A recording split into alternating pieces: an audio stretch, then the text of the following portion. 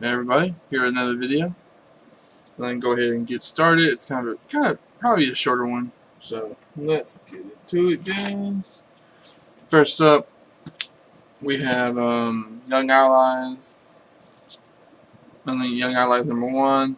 This is basically a, as far as I'm aware, this is basically like a retro style, comic book. Um, Young Outlaws is an actual series. Well, not series, but it's an actual team from the 1940s of Marvel Comics when they were called Timely Comics, as you can see right here. And this is basically like trying to recreate the atmosphere of an old 1940s comic book. Using the old publication company, even though it's clearly a Marvel book. It says at the bottom. So yeah, but yeah, like Young Allies is kind of like. You could actually make the argument that Young Allies is like the first of the kind of teenage or child super teams. It was a team that was basically Bucky and Tonto, who was the not no wait yeah Bucky, and I forget the name of the other guy, but Bucky and the Human Torch's sidekick. They basically worked together with some other normal human kids, and they were like they were a team of kids that fought Nazis and kicked some ass. I mean, what's not to love? But yeah, pretty cool little comic. Pretty, reminds you of like, basically a throwback to a very iconic kind of, not as memorable, aspect of Marvel's Golden Age. Because honestly and truly, everybody kind of, whenever you think about Golden Age comics, you really don't think about Marvel. Marvel didn't really become a household like name or competitor until like 1960s. They're just like a lot of their Golden Age characters are pretty throwaway, not very memorable. Besides Captain America and Human Torch, in some area, those are the three big ones: Human Torch, Samaria, and Captain America. And I don't mean Johnny Storm, I mean the actual android Human Torch, but that's a whole nother story.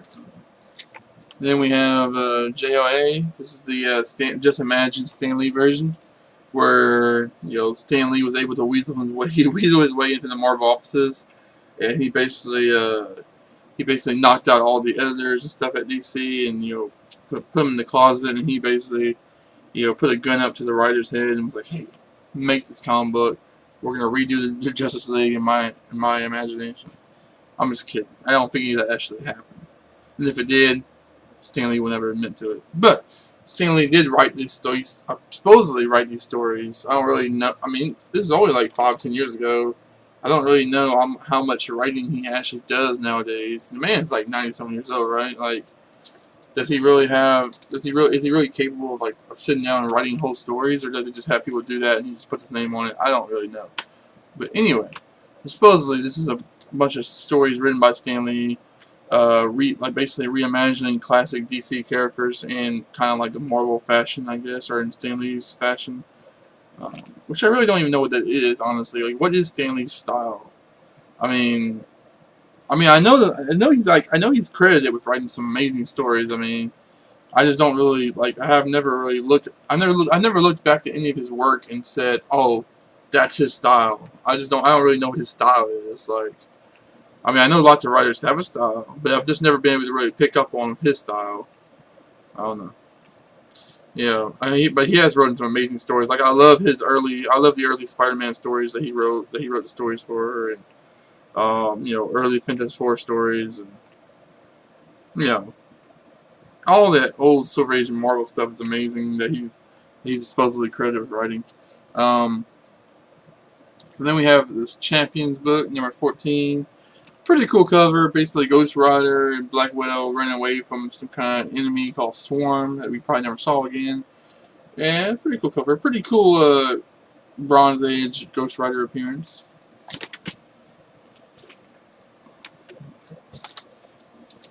Then next up we have this Lone Ranger Free Comic Book Day issue. I just love the cover on this. I think it's such a cool action cover.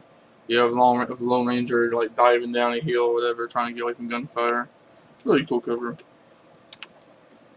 By Dynamic, of course.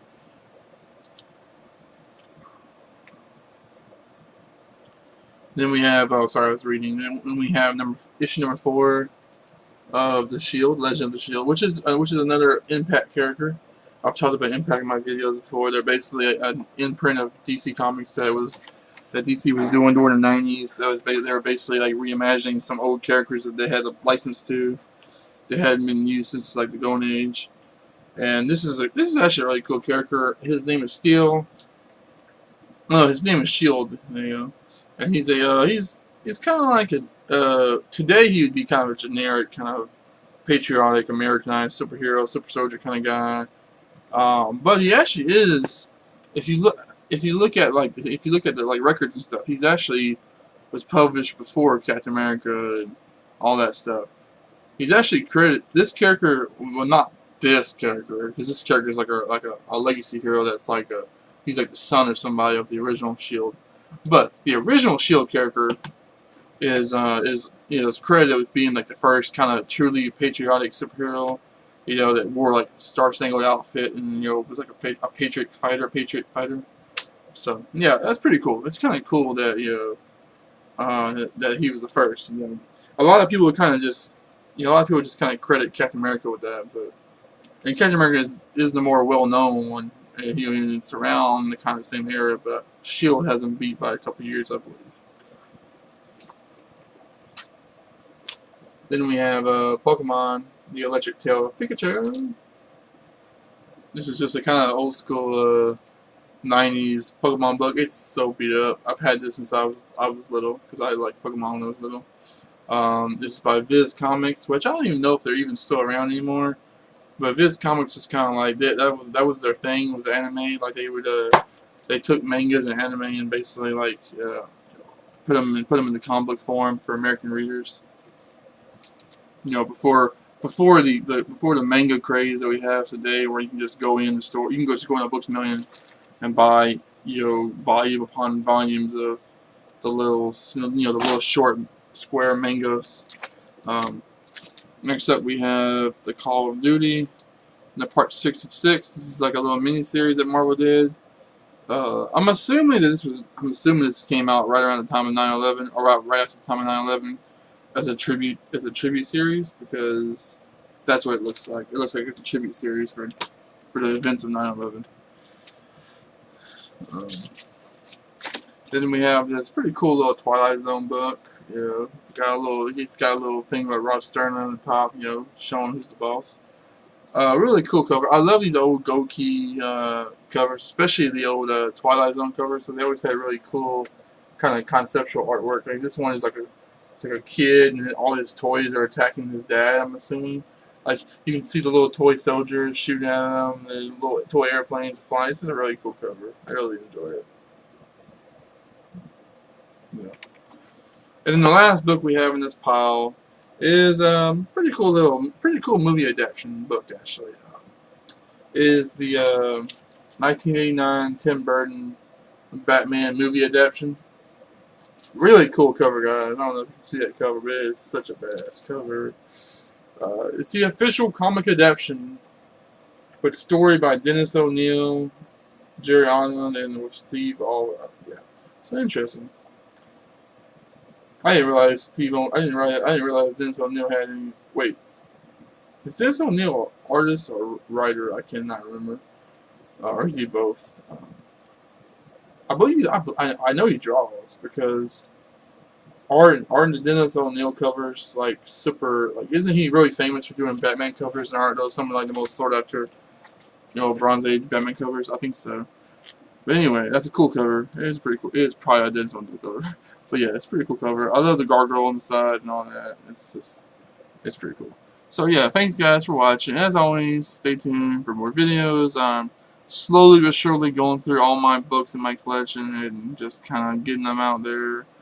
I'm not showing you all of them because it'd be kind of boring. Like I am kind of cherry picking the more interesting ones, and like I try to pick just a few issues of each title. Like like I have plenty of Valiant entertainment books I could show off, but I feel like showing off issues 1 through 20 of that book is not really that interesting. So I just rather grab 1 or 2 issues from that title that are interesting and put them. So anyway, but yeah, thanks guys.